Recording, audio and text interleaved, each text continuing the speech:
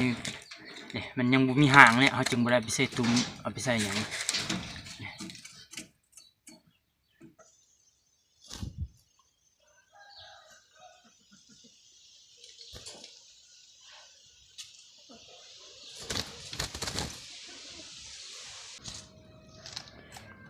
กราบสบายดี FC หมดทุกคนเนาะ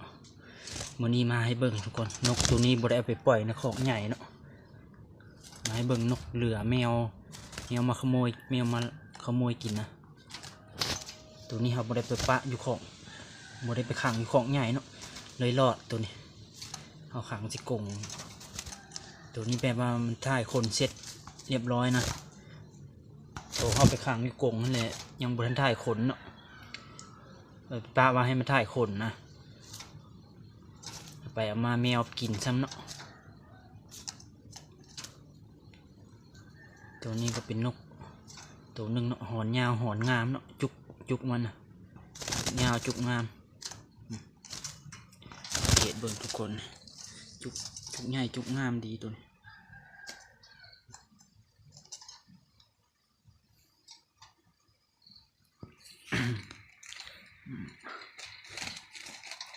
ยังสองตัวนกตัวหนึ่งแต่ว่ายังบ่ทันได้ไปเบิ่งเป็นนกต่อเฮาไว้อยู่หลังบ้านยังอยู่กรงตัวแมวมากินนั่นแหละยังบ่ได้ไปเบิ่งจะน้อยจึงไปเบิ่งพร้อมกันเนาะทุกคนว่าเป็นอะไร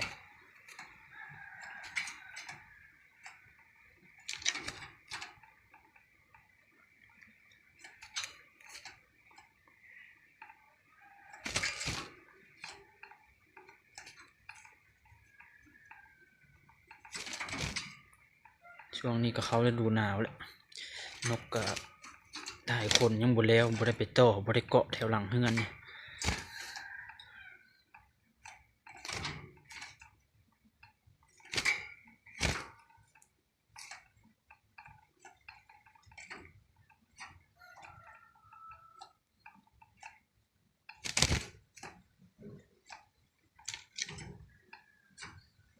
หอนแจ่มดีขนาดตัวนี้วะบึงหอนบึงจุกมันเนาะคน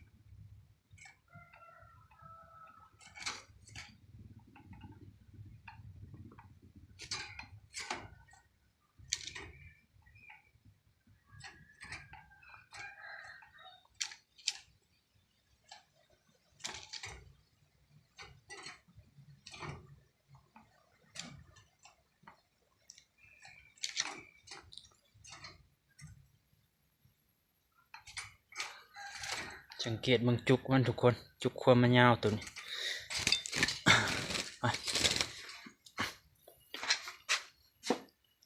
ไปให้มันห้องกับนกต่ออยู่หลังบ้านจังมันสิห้องบ่เอาไปลงเบิ้งเนาะทุกคนเนาะเอาไปเบิ้งนกต่อเขาเลยขังไว้อยู่กรงแมวกินฮะยังเหลือแต่นกต่อแหละไป3 โต 4 โตเลยนกไป4 โตเลยเนาะนกอยู่นะ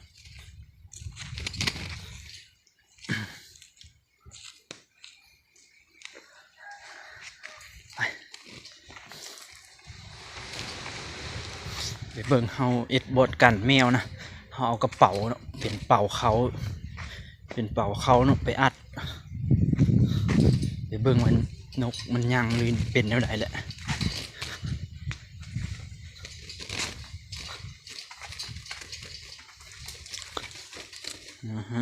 อย่าเฮร้ายอย่าดีดร้าย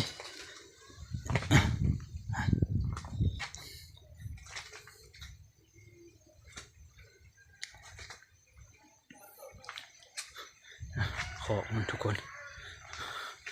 ปกเป็นอันนั้นเลยนะแบบนี้นะ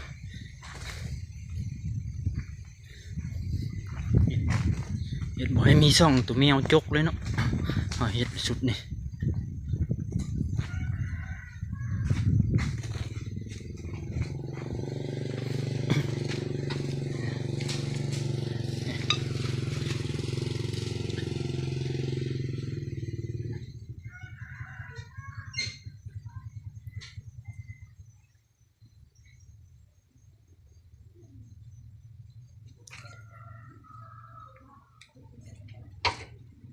กาะขึ้นนี่เบิ่งเนาะทุกคนให้มันเห็นนกตัวหนึ่งอยู่ไหนฮะจะมีนกหรือบ่มีเฮาก็บ่ทันเบิ่งแต่ว่าอันนี้นะนี่เฮาหยิบทุกคนเอาลวดมาหยิบลวดมาหยิบใส่ก็สิกับตะนางนี่ป้องกันแมวนี่มันจึงจะบ่มีป้องเรียบร้อยนะทางเทิงกันเด้กระเบื้องเก่าปกเรียบเนาะทุกคนเนาะเอามาเกาะนี่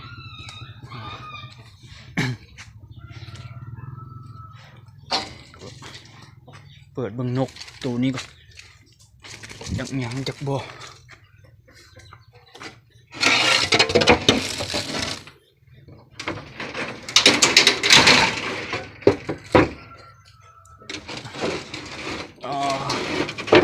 เบิ่งนกก่อนทุกคน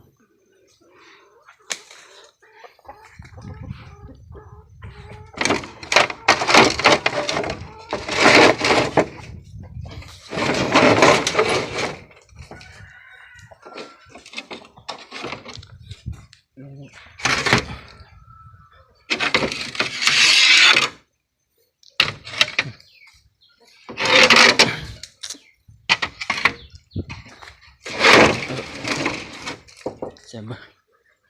จักบ่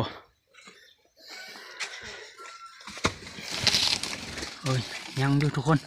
ยังอยู่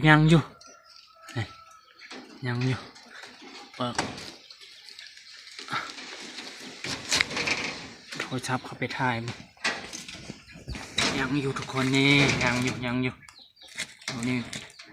มันยังบ่มีหางเลยเขาจึงบ่ได้ไปใส่ตุ้มเอาไปใส่หยัง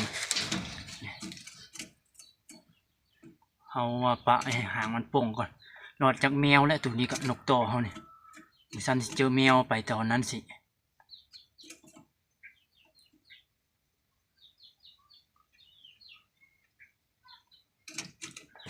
หัว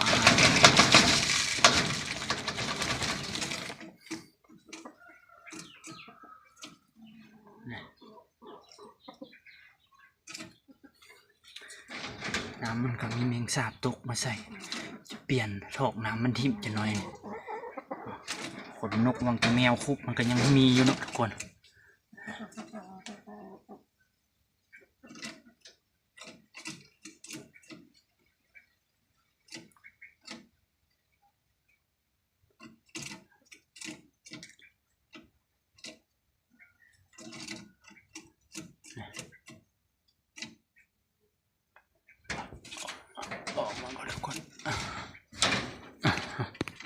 ถอกน้ำมันเปลี่ยนน้ำให้มันก่อน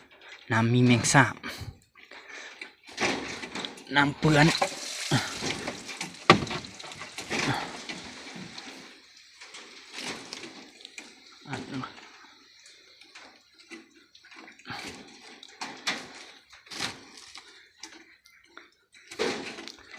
เราก็อยู่ในฮะทุกคน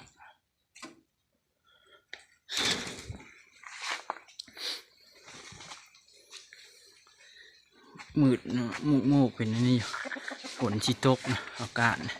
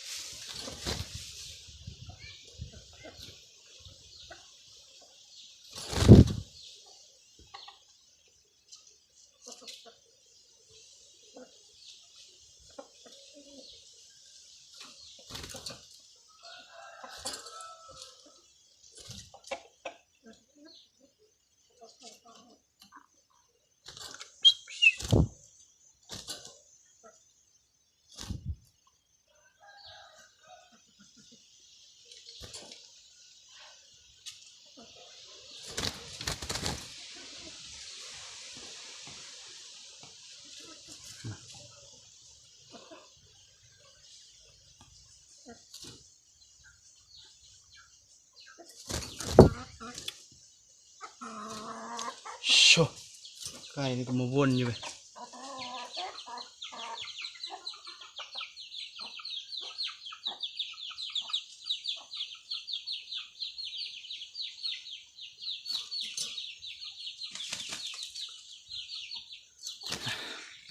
ลองเอามาปะเบิ่งนะ